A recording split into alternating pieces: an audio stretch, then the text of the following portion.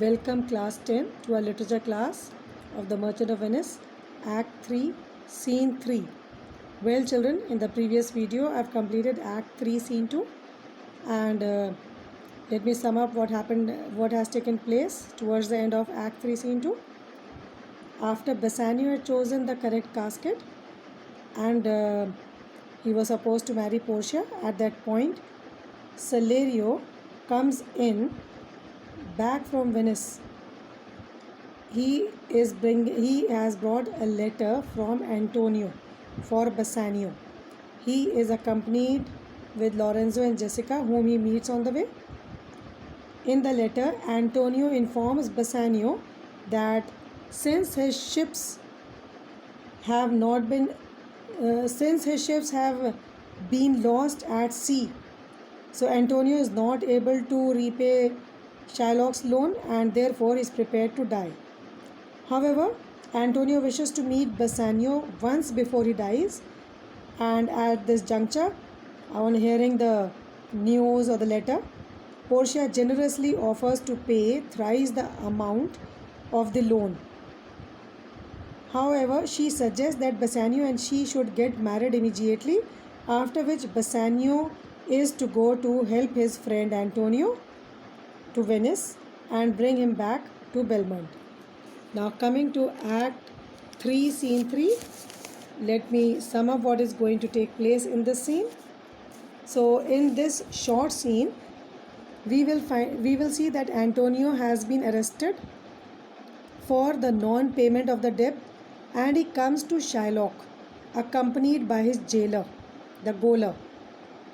He is bound in chain with the gaoler. He pleads with the Jew Shylock to spare his life, but Shylock is adamant and he refuses to relent. Antonio, realizing that all is in vain, futile, he resigns himself to his fate. He only hopes that he may be able to see Bassanio before he dies. Now see children, let me do the paraphrase of Act 3, Scene 3 now. So, coming to the short scene, we find that Antonio is standing in a street in Venice along with the gaoler. Shylock is there in front of them, and Salarino is also standing with Antonio. Salarino is friend of Antonio and Bassanio. Now see, they are already confronting Shylock.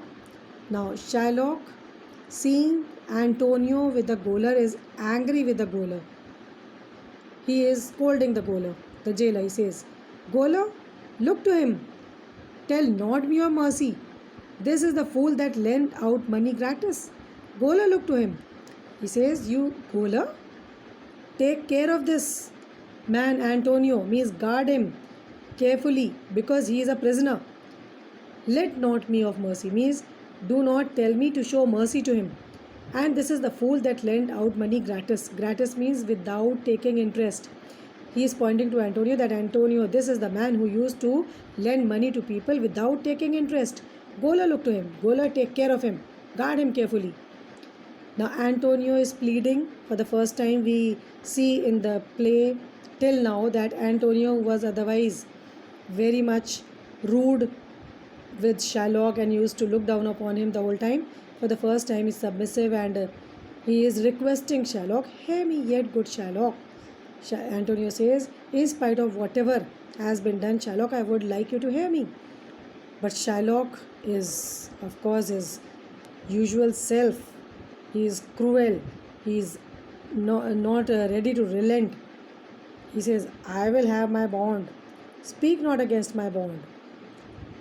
So he says, "No matter what you have to say, Antonio, I will have my bond." Remember children, the bond which was what they were to sign in Act 1, Scene 3.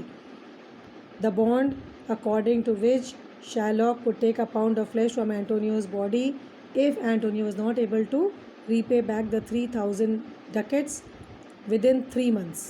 Not within, after 3 months. And so now because the time is over, 3 months are over and Antonio is unable to repay back the money.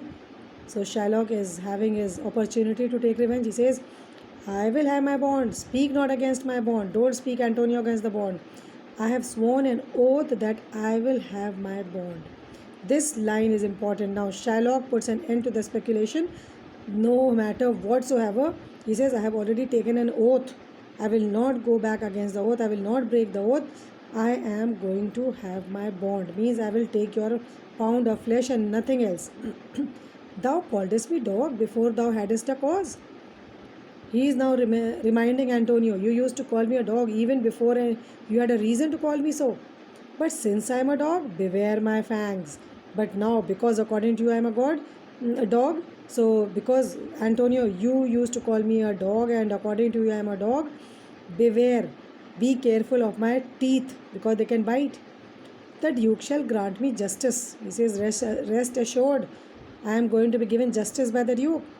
I do wonder, thou naughty gaoler, that thou art so fond to come abroad with him at his request.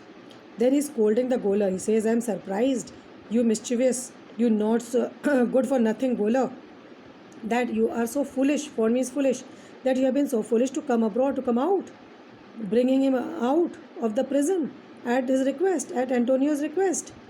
Now Antonio again pleads. He says, I pray thee, hear me speak. He says, Shylock, please let me speak, hear whatever I have to say. But Shylock would not. He says, I will have my bond. I will not hear thee speak. He says, no, I am not going to hear you, whatever you have to say. I will have my bond. That is the end to it. I will have my bond, and therefore speak no more.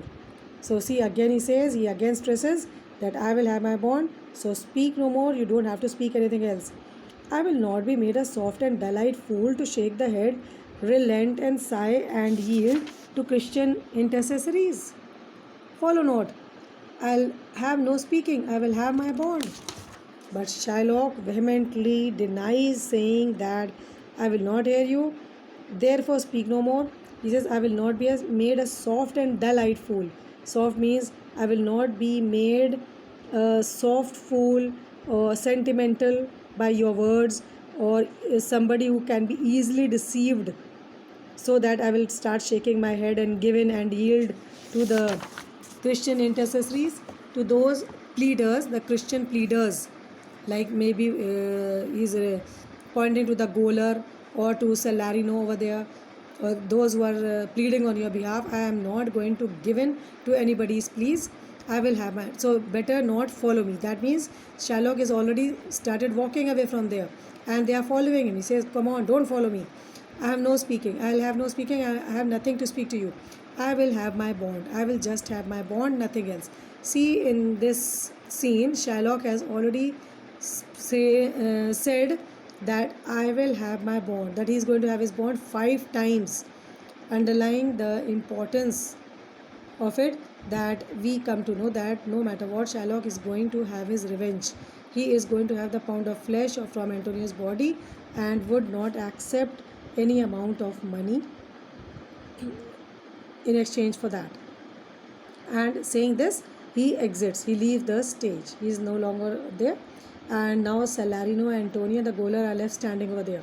Now all this while, Salarino, the faithful friend of Antonio and Bassanio, has been listening to all this. He is also astonished at the cruelty of Shylock, and he outbursts. He says, it is the most impenetrable cur that ever kept with men. Impenetrable cur, most hard-hearted dog that ever lived with men. He is not even calling him he says it, and a dog. Antonio now resigns himself to his fate. Of course, though Antonio is also enraged, but he knows that he cannot do anything with Shylock, and he knows Shylock very well, that Shylock will never relent, because he knows, Antonio knows very well, that Shylock hates him from the core of his heart.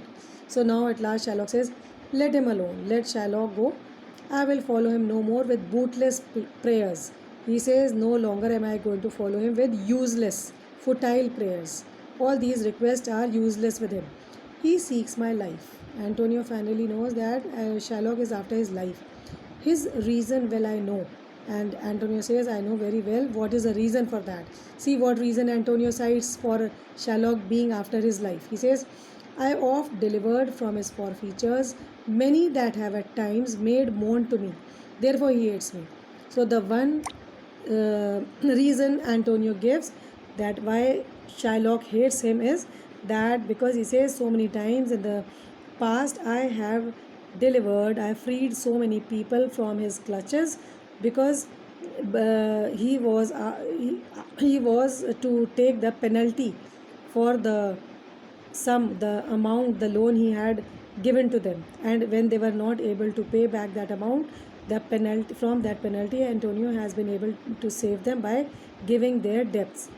So he says that is why Shylock hates me. Moreover, by doing so, Antonio keeps lending the money to the people and has brought down the business of Shylock in Venice. In this way, Shylock cannot make money, and a greedy man, money-minded man like Shylock is bound to hate him.